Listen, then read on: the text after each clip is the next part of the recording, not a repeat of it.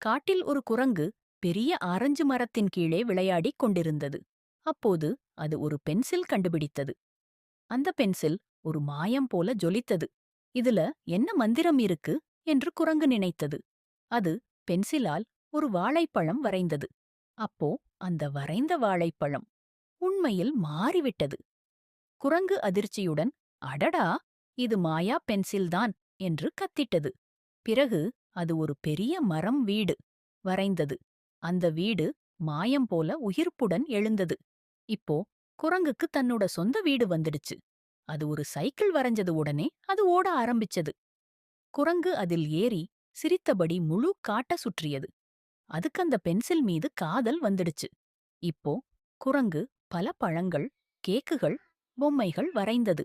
அவையெல்லாம் உண்மையாய்ச் சாய்ந்தது. காடு முழுக்க மகிழ்ச்சி நிறைந்தது. அது எல்லா விலங்குகளுக்கும் தேவையானதை வரைந்து கொடுத்தது. முயல்கள், மான், பறவைகள் எல்லாரும் நன்றி சொன்னார்கள். குரங்கு காட்டின் ஹீரோ ஆனது. ஆனா கடைசியில் குரங்கு அமைதியாக அமர்ந்தது. கண்ணீர் வர ஆரம்பித்து. ஏனென்றால் யாரும் லைக்வும் சப்ஸ்கிரைப்வும் செய்யவில்லை.